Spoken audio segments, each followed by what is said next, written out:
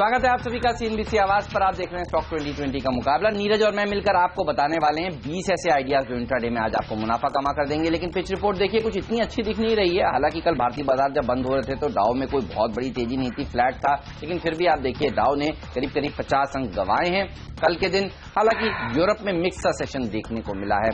अब आज एसडीएक्स निफ्टी संकेत दे रहा है कि भारतीय बाजार फ्लैट खुल सकते हैं, लेकिन फिर भी नीरज ये आंकड़ा जो है 8800 का, ये काफी सारे बुल्स देखने के लिए इंतजार कर रहे हैं। और अगर ये आए तो फिर क्या कहने, मेरे सिलेक्टर्स तो अभी भी कहते हैं बल्लेबाजी का ध्यान रखिए। आपके सिलेक्टर्स का क्या मानना है? तो ये मेरे सेक्टर को भी लगता है कि तेजी रहेगी और यूएस मार्केट ट्रेडर्स मार्केट हो गया फ्राइडे पे, जब तक वो डेटा नहीं आता थोड़े रेंज में ऊपर नीचे होगा। कल देखिए एप्पल के लिए इतनी बुरी खबर थी, लेकिन उसके बाद भी स्टॉक बहुत नहीं गिरा। बिल्कुल, तो ये स्ट्रेंथ दिखाता है। तो भारतीय बाजारों में भी हमें लगता है जो सिलसिला शुरू हुआ अभी तेजी का, कम से कम थर्सडे दोपहर तक रहेगा, क्योंकि फ्राइडे को देर शाम जॉब्स डेटा आने वाला है, इसलिए हो सकता है वहां से थोड़ा सा, लेकिन फिर भी कोई गिरावट मिलेगी। तो सिलेक्टर्स को लगता है कि अभी भी वही रणनीति रखनी चाहिए कि स्टॉक स्पेसिफिक खरीदारी पे फोकस करके चलना चाहिए। इसलिए मैंने पहला स्टॉक कोटक बैंक को चुना है। और कोटक बैंक में इसलिए खरीदारी करनी चाहिए क्योंकि कनाडा के पेंशन फंड को 5 से 10% का स्टेक खरीदने की आरबीआई से मंजूरी मिल गई है। ये काफी बड़ी न्यूज है इस स्टॉक के लिए, यहाँ पे एक अच्छी तेजी बन सकती है इस खबर के चलते। और वैसे भी आपने देखा होगा कल पूरा बैंकिंग सेक्टर जबरदस्त रैली दिखा रहा था। आज भी एक बैंक की लिस्टिंग होनी है आरबीएल की, वो भी एक सेंटीमेंट बूस्टर होगा। तो सेक्टर सोचते हैं कि आज कोटक बैंक हरकत में रहेगा। 800 रुपए के लक्ष्य के साथ इसको खरीदारी करें, 780 के स्टॉक लॉस सकता है। देखिए मैंने तो कल भी रेलवे शेयरों से शुरुआत करी थी नीरज, और आज भी रेलवे शेयरों से शुरुआत करना चाहूंगा। टेक्समैको रेल जैसे स्टॉक्स टैक्स रेल के नाम से जो जाने जाते हैं, वहां पर तेजी देखने को मिल सकती है। जैसा कि कल हमने आपको बताया था कि इस बार जो बजट है वो फरवरी अंत में नहीं, जनवरी अंत में 31 जनवरी के आसपास आएगा। और देखिए कल वित्त मंत्री जी ने खुद सीएनबीसी आवाज का जो सिस्टर चैनल है सीएनबीसी टीवी 18, उसके इबला अवार्ड में ये जानकारी दी है कि हाँ वो एक्टिव कंसिडरेशन में है कि तिथि को थोड़ा आगे बढ़ाया जाए। तो प्री बजट रैली भी पहले होगी और कल इसकी एक मिनी रैली आपने देखी, किस तरह की तेजी भारतीय बाजारों में देखने को मिली। अब ये स्टॉक्स में आती हुई दिखेगी और रेलवे शेयर सबसे पहले अच्छा प्रदर्शन दिखाएंगे, ऐसा में सिलेक्टर्स मानते हैं। इसलिए टैक्स रेल पर बुलिश हैं। कल भी जब टीम में उतारा था 2-2.5% की तेजी देखने को मिली थी इंट्राडे बेसिस, क्लोजिंग बेसिस पर इंट्राडे में और ऊपर गया था। आज के दिन 120 तक के टारगेट्स देखने को मिल सकते हैं। 112 का एक स्टॉप लॉस भी आपको जरूर लगाना चाहिए। तो मेरा तो जो है वो फोकस अब बजट के ऊपर होता जा रहा है। नीरज अगला शेयर आपका बताइए। एनएचसी फूड सिलेक्टर्स ने चुना है और उनको लगता है कि यहाँ पे एक अच्छी तेजी बन सकती है। पिछले 1-2 दिनों में अच्छी खासी ब्लॉक डील्स हुई, स्टॉक में बहुत सारे शेयर्स खरीदे गए हैं। ग्रोसरी मार्केट में जिस तरीके के चेंज देखने को मिल रहे हैं, कंपनी कोशिश कर रही है कि ऑनलाइन में भी अपनी पार्टिसिपेशन बढ़ाए। सिलेक्टर्स को लगता है कि ये एक बड़ा पॉजिटिव मूवमेंट है। वैसे भी जो पैकेज फूड है, स्पाइसेज हैं, वहाँ पे एक अच्छी तेजी देखने को मिल रही है एग्री सेक्टर में। और कंज्यूमर ड्रिवन स्टॉक्स में एक बढ़िया रैली देखने को मिल रही है। तो इन खबरों के चलते यहाँ पे बहुत सारे ब्लॉक डील्स हुए हैं। सिलेक्टर्स को लगता है तेजी बन सकती है। 26 का लक्ष्य होना चाहिए, 75 का स्टॉप लॉस। एस्कॉर्ट्स ये एक और ऐसा स्टॉक है जिस पर नजर रखिए। देखिए हम कई दिनों से अपनी टीम में डेल्टा कॉप को उतार रहे थे। राकेश झुनझुनवाला की बड़ी हिस्सेदारी वाला शेयर है, कल का तो हमारा फ्री हिट शेयर था वो। और आज एक्सपेक्टेशंस यही है कि बाजार खुलने के बाद या खुलने के साथ साथ डेल्टा कॉप वाली जो डील है वो अनाउंस हो जाए। लेकिन आज राकेश झुनझुनवाला के दूसरे शेयरों के ऊपर भी नजर रखिएगा, क्योंकि हो सकता है उस डील के अनाउंसमेंट के बाद वहां पर कुछ मुनाफा वसूली देखने को मिले। लेकिन इस स्टॉक पर इसलिए नजर रखिए क्योंकि देखिए कल बिक्री के आंकड़े आएंगे अगस्त की महीने की जो ऑटो बिक्री हुई है, और उसमें माना यह जा रहा है कि जो सेल्स नंबर्स हैं वो अच्छे देखने को मिलेंगे ट्रैक्टर के फ्रंट पर। हालांकि ध्यान रखिएगा कमर्शियल व्हीकल्स के फ्रंट पर खराब नंबर आ सकते हैं, तो अशोक लेलैंड को में तेजी नहीं करनी चाहिए आपको। यहां पर आपको तेजी का ध्यान रखना चाहिए। वैसे भी आप देखिए अब फेस्टिवल सीजन आ रहा है, अच्छा मॉनसून रहा है, तो ये बिक्री का जो सिलसिला है अच्छी बिक्री का वो आगे भी जारी रहेगा। इसीलिए ये शेयर नए 52 हफ्ते के उच्चतम स्तर फिर से छुएगा। 335 के टारगेट के साथ इसे अप्रोच करें। 322 का स्टॉप लॉस भी आपको रख लेना चाहिए आज के लिए। हिंदुस्तान कंस्ट्रक्शन HCC अगला स्टॉक होगा। सिलेक्टर्स को लगता है यहाँ खरीदारी करके चलिए।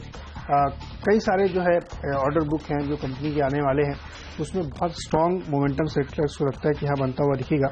करीब 21,000 करोड़ के जो ऑर्डर्स हैं कंपनी के लिए प्रेजेंटली इन्होंने प्लेस कर रखे हैं, जहाँ पे L1 पाइपलाइन 17,000 करोड़ तक हो चुकी है, वो होगा। साथ ही बहुत सारे जो लिटिगेशन में केस चल रहे हैं, जैसे हमने कल भी बताया कि आर्बिट्रेशन वाले मामलों में सरकार अब जल्दी से जल्दी पेमेंट रिलीज करने की कोशिश कर रही है, तो वो भी एक इसके लिए पॉजिटिव खबर है।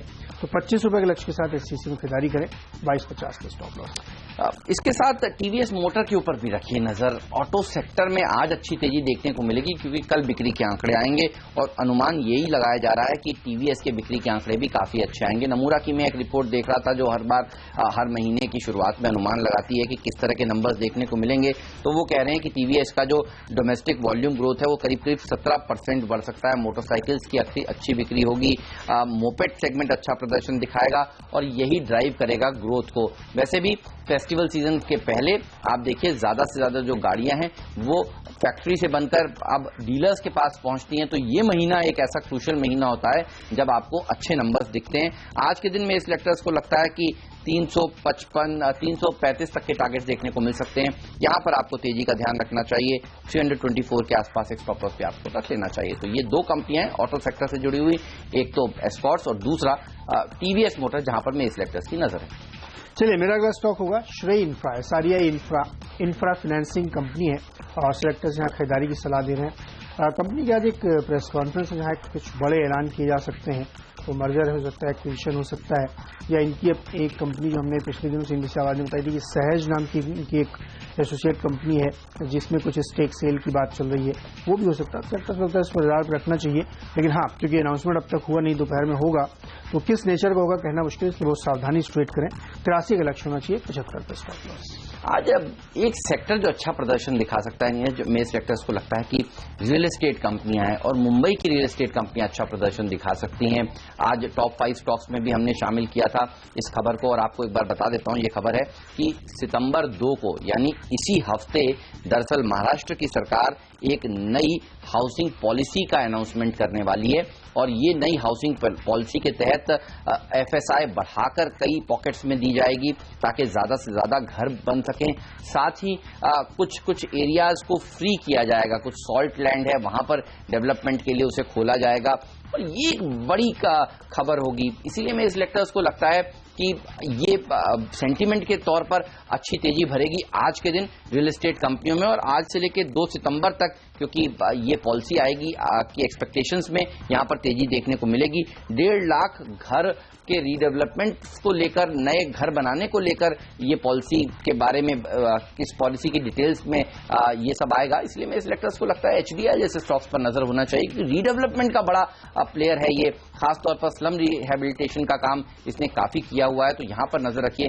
97 के टारगेट्स देखने को मिल सकते हैं। 9250 का एक स्टॉप लॉस भी आपको जरूर रखना चाहिए। डीबी रियल्टी भी इसी थीम के ऊपर मेरे सेलेक्टर्स ने शामिल किया है। ये भी Mumbai based real estate company है और काफी बड़ा लैंड बैंक इसके पास भी है। अगर एफएसआई बढ़ती है किसी एरिया में और इनके पास भी प्लॉट्स होते हैं तो इनकी भी बढ़ती हुई नजर आएगी। तो यहां पर भी तेजी का ध्यान रखना चाहिए।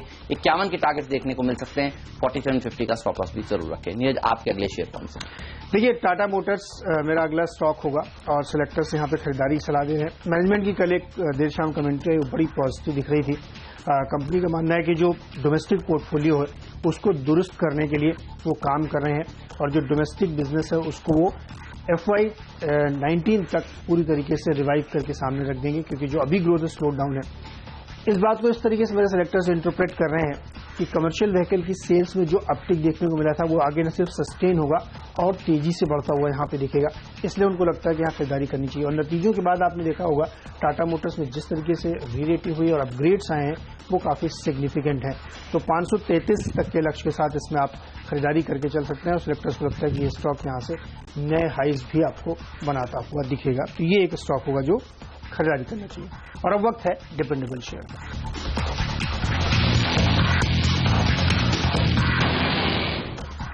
बजट के ऊपर मेरे सेलेक्टर्स का फोकस है और आप देखिए एमटीएल को टीम में शामिल किया है और डिपेंडेबल का दर्जा इसलिए क्योंकि कल भी हमारी टीम में था और आज दूसरे दिन लगातार हमारी टीम में शामिल है। जिस खबर का कल हम अनुमान लगा रहे थे बाजार के दौरान आएगी, वो खबर दरअसल बाजार बंद होने के बाद आई है। एनसीडी के जरिए 5500 करोड़ रुपए ये कंपनी भी जुटा रही है। अब तक हम देख रहे थे real estate housing finance company NCDs ला रही थी जिसको जबरदस्त सब्सक्रिप्शन मिल रहा था। अब आप देखिए ये एक सरकारी कंपनी भी है जो एनसीडी ला रही है और इसको भी अच्छा सब्सक्रिप्शन सब्सक्रिप्शन मिलेगा।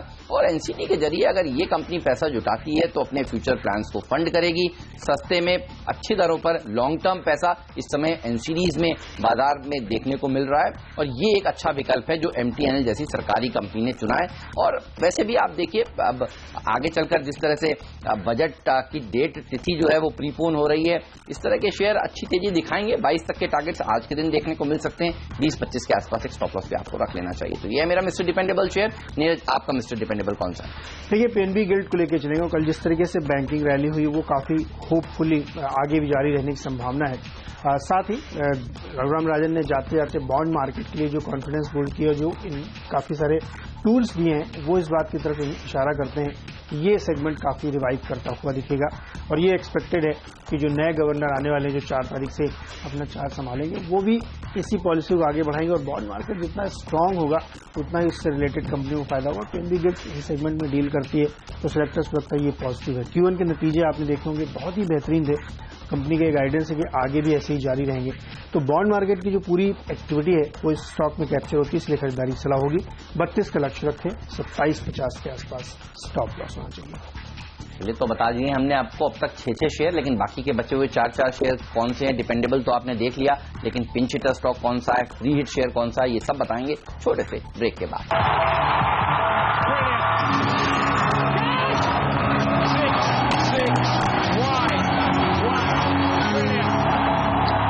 स्वागत है आपका एक बार फिर से स्टॉक 2020 में। और जल्दी से देखिए, मेरी टीम में पूरी तरीके से अभी तक बल्लेबाजी फोकस है Kotak, NHC, HCC, SRA infra, Tata Motors और पीएनबी। वहीं हेमंत की टीम में आप डालिए थीमेटिक स्टॉक्स हैं, रियल एस्टेट के स्टॉक आपको देखने मिलेंगे, HDL, DB realty, Scotts, TVS, Texmaco, rail और एमटीएनएल। लेकिन 7वां स्टॉक मेरी टीम का कौन सा होगा?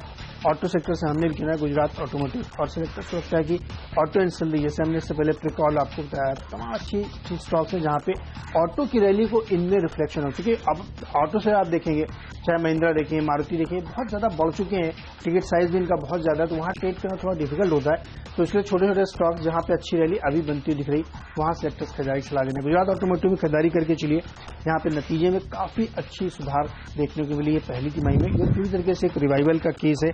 साथ ही जिस तरीके से इनकी ग्लोबल मार्केट की प्रेजेंस है और अब अपने आप को ये रीस्टैब्लिश करने की कोशिश कर रहे हैं, उससे सेलेक्टर्स को लगता है कि इसमें एक बड़ी तेजी यहाँ से आगे आते हुए बन सकती है। और साथ ही इनका जो मर्जर चल रहा है कंपनी के साथ, उसके बाद भी पूरी तरीके से क्लैरिटी आएगी और वैल्यू अनलॉक होगी। 280 का लक्ष्य होना चाहिए, 260 का स्टॉप लॉस। एजुकेशन शेयरों के ऊपर रखिएगा नजर। एडुकॉम्प, एवरॉन, ये 2 ऐसी छोटी टिकट साइज वाले शेयर हैं जो दोनों एक साथ चलने के लिए भी जाने जाते हैं। आज यहाँ पर अच्छा प्रदर्शन देखने को मिल सकता है। प्रकाश जावड़ेकर जी जो नए एचआरडी मिनिस्टर हैं, उन्होंने कल ये बयान दिया है कि नई एजुकेशन पॉलिसी जल्द वो लाएंगे और इसका बाजार को काफी बेसब्री से इंतजार है। आज के दिन 21.50 के टारगेट्स के साथ एवरॉन को आप ट्रेड कर सकते हैं। एडुकॉम्प में भी 13 रुपए 75 पैसे के आसपास के टारगेट्स देखने को मिल सकते हैं। देखिए, कल अच्छी रैली दिग्गजों में देखी जा चुकी है और आज का दिन मिड कैप्स के नाम होने वाला है, स्मॉल कैप शेयरों के नाम होने वाला है। और इसीलिए अगर पूरी टीम को देखें तो इसी तरह की छोटी मझौली कंपनियों के ऊपर मेरे सिलेक्टर्स की नजर है। आज ये दोनों ट्विन अच्छा प्रदर्शन दिखाएंगे, ऐसा मेरे सिलेक्टर्स उम्मीद कर रहे हैं। आपका अगला शेयर बताइए।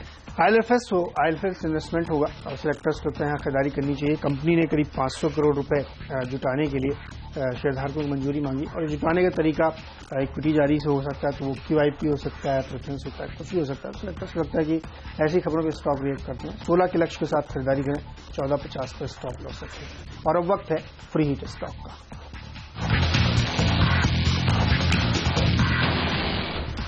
बैंक्स पर नजर है और बैंक्स में भी PSU बैंक्स पर मेरे सेक्टर्स की नजर है। सेंट्रल बैंक ऑफ इंडिया पर नजर रखिए, अच्छी तेजी दिखा सकता है। और वैसे भी देखिए, जो ट्रिगर है इस सीरीज में वो 16 तारीख को होने वाली PSU बैंक्स के सचिवों के अधिकारियों की और फाइनेंस मिनिस्ट्री की बैठक पर है सबकी नजर। और इस बैठक में बैंक्स के ऊपर रिव्यू किया जाएगा। और आप देखिए, बाजार जिस तरह से एक्सपेक्टेशंस कर रहा है कि कई बैंक्स को ज्यादा रिकैपिटलाइजेशन से के चलते फायदा होने वाला है, तो सारे के सारे बैंक्स अपनी जरूरतें सरकार के सामने रखने वाले हैं। इसके साथ साथ जो अगला बड़ा ट्रिगर होगा बैंकिंग शेयरों के लिए, खासतौर पर PSUs के लिए, वो होगा विलय, इन तमाम बैंकों के बीच में विलय। और आप देखिए SBI और SBI के एसोसिएट्स बैंक्स के साथ जिस तरह से विलय हुआ है, अब सरकार इसके ऊपर जरूर काम करती हुई दिखेगी कि बाकी बैंक्स को किस तरह से एक किया जाए ताकि बड़ा बैंक बना जाए। सेंट्रल बैंक ऑफ इंडिया भी इसी तरह का बैंक है जहां पर अच्छी तेजी देखने को मिल सकती है आगे चलकर, और मेरे सिलेक्टर्स को लगता है आज ये 52 हफ्ते के उच्चतम स्तर लगा सकता है। कल सेकंड हाफ में देखिए किस तरह की बेहतरीन तेजी इलाहाबाद बैंक में देखने को मिली, 7-8% तक दौड़े थे वो स्टॉक सेकंड हाफ में।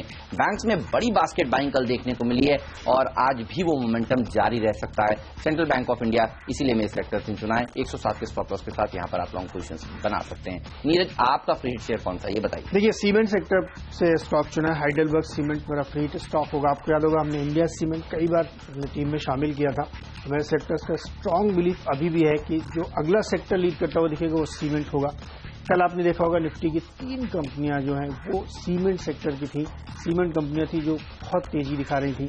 इंडिया सीमेंट भी आप देखिए कितना ऊपर चला गया। सेक्टर को लगता है ये सेगमेंट है जहां पे आपको नजर रखनी चाहिए, और इस सेगमेंट में तेजी इसलिए बनेगी क्योंकि एक तो लेगार्ड था, कंस्ट्रक्शन एक्टिविटी जिस तरीके से बढ़ी है, बहुत ही शानदार मानसून रहा है, तो मानसून के बाद कंस्ट्रक्शन एक्टिविटी बढ़ती है, तो ये सारे फैक्टर्स हैं इस स्टॉक को आगे बढ़ाएंगे।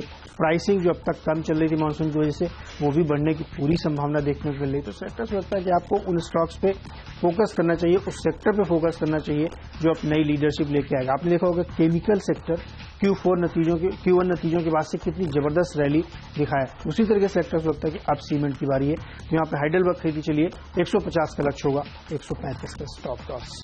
चलिए, तो ये है नीरज का free hit share Heidelberg cement. Cement शेयरों में अच्छी तेजी देखने को मिल भी रही है, लेकिन इन तमाम स्टॉक्स में एक शेयर वो कौन सा है जो मेरी टीम में नीरज को पसंद है और नीरज की टीम में मुझे पसंद है। जी हाँ, कैप्टन चॉइस बताएंगे हम आपको छोटे से ब्रेक के बाद एक क्विक रिकैप भी देंगे दोनों ही टीम का। कहीं मत जाइए, बने रहिए सिर्फ CNBC आवाज के साथ।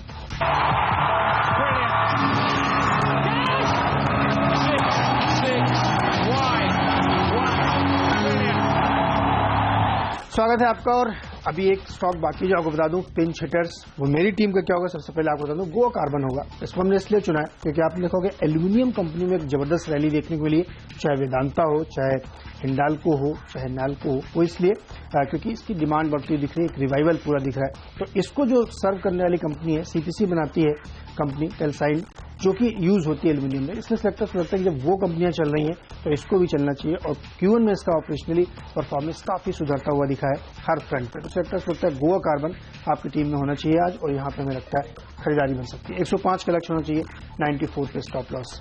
हेमंत, आपका पिंच हिटर। गोवा कार्बन के सामने JK पेपर को उतारना चाहेंगे। अच्छा प्रदर्शन ये स्टॉक पे दिखा सकता है। वैसे भी आपने देखा है पेपर कंपनियों ने किस तरह के अच्छे नंबर्स पेश किए हैं। इस तिमाही में जो नंबर्स आए, उसके पहले जो नंबर्स आए, वो काफी जबरदस्त आए हैं। ये मोमेंटम अच्छे नतीजों का जारी रहेगा, ऐसा मेरे सिलेक्टर्स मानते हैं, इसलिए पिंच हिटर का दर्जा दिया है। कुछ पेपर शेयरों में हरकत आज और भी वजह से देखने को मिल सकती है। फिलहाल 64 के टारगेट के साथ अप्रोच करें।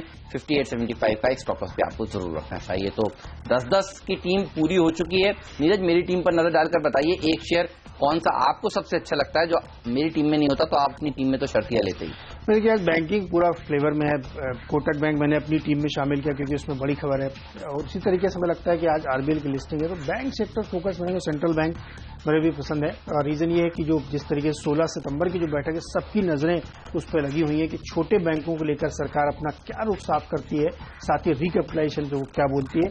इसलिए ये स्टॉक हमें आपकी टीम में पसंद है। 116 जो आपने लक्ष्य दिया है, मुझे लगता है आसानी से अचीव होगा। मेरी टीम पर नजर डालिए, यहाँ पे पूरी तरीके से खरीदारी पे फोकस है। हेमंत, क्या स्टॉक पसंद है आपका? आखिरी शेयर जो पिंच हिटर स्टॉक होता है 2020 की टीम में, वो कमाल दिखाता ही है, और गोवा कार्बन की 2020 का फेवरेट शेयर रहा है। हर बार जब भी उतारा जाता है, मेरी टीम में रहता है या आपकी या किसी और की टीम में अच्छा प्रदर्शन दिखाता है, तो आज सेंचुरी मारेगा ये। 105 के टारगेट जो आप दे रहे हैं वो आसानी से अचीवेबल लगते हैं। पूरी टीम पर नजर डालिए, देखिए किस तरह से निकल कर आई है। 10 के 10 बल्लेबाज उतारे गए हैं आज। टेक्समैको रेल पर रखिए नजर, यहां अच्छी तेजी देखने को मिल सकती है। आज डेल्टा कॉप का अनाउंसमेंट होता हुआ दिखेगा, तो राकेश झुंझुनवाला की दूसरी कंपनियों पर रखी नजर। एस्कॉर्ट्स में तेजी देखने को मिल सकती है। वैसे भी कल ऑटो सेल्स की बिक्री के आंकड़े आने वाले हैं। TVS मोटर पर रखी नजर, ये भी शेयर अच्छा प्रदर्शन दिखाएगा क्योंकि कल 2 व्हीलर की बिक्री के आंकड़े अच्छे आएंगे, ऐसा नमूरा का मानना है। HDIL, DB रियल्टी, मुंबई की रियल एस्टेट कंपनियों पर रखिए नजर, क्योंकि 3 सितंबर को सरकार एक नई हाउसिंग पॉलिसी का ऐलान करने वाली है। तो राज्य सरकार की ये पॉलिसी काफी इंपॉर्टेंट होगी इन स्टॉक्स के लिए। एमटीएनएल में अच्छी तेजी देखने को मिल सकती है, साथ ही एवरॉन और एडुकॉम्प में भी अच्छी तेजी देखने को मिल सकती है। और बजट अगर पहले आएगा तो प्री बजट रैली भी पहले होगी। ये वो तमाम शेयर हैं जो बजट के आसपास चलते हैं। Central bank of India free hit share है और जेके पेपर को आज पिंच हिटर का दर्जा मेरे सिलेक्टर्स ने दिया है। मेरी पूरी टीम में भी देखिए खरीदारी का पूरा ही फोकस यहाँ पर स्टॉक्स न्यूज के आधार पर हमने चुने। कोटक महिंद्रा बैंक में देखिए खबर है, एनएससी में डील्स हुई है, एचसीसी जो कई सारे L1 ऑर्डर्स क्लियर होने की संभावना है। एचआरआई आज एक बड़ा अनाउंसमेंट करने वाली। टाटा मोटर्स की बहुत ही पॉजिटिव कमेंट्री मैनेजमेंट दी है, तो इसलिए फोकस पे है। वहीं पे आप देखिए गुजरात ऑटोमोटिव ऑटो सेक्टर पे जिस तरीके की रैली चल रही है उसका फायदा होगा। पीएनबी गिल्ड्स आईएलएफएस इन्वेस्टमेंट में फंड रेजिंग की बात चल रही है। हाइडेलबर्ग सीमेंट में खरीदारी की सलाह है और गोवा कार्बन अंत में जिस तरीके से एल्यूमिनियम में तेजी देखने को मिल रही है उसका फायदा इस स्टॉक को भी मिलेगा। चलिए, बात तो 10-10 स्टॉक्स हमने आपको बता दिए हैं। उम्मीद करेंगे कि ये शेयर आपको आज इंट्राडे में अच्छा मुनाफा कमा कर देंगे। आप कहीं मत जाइए, बने रहिए सीएनबीसी आवाज के साथ ही, क्योंकि ब्रेक के बाद एक्सपर्ट्स का दमदार पैनल हमारे साथ जुड़ेगा जो बनाएगा आज के लिए आपकी ट्रेडिंग रणनीति। एक ब्रेक लेकर अभी हाजिर होते हैं।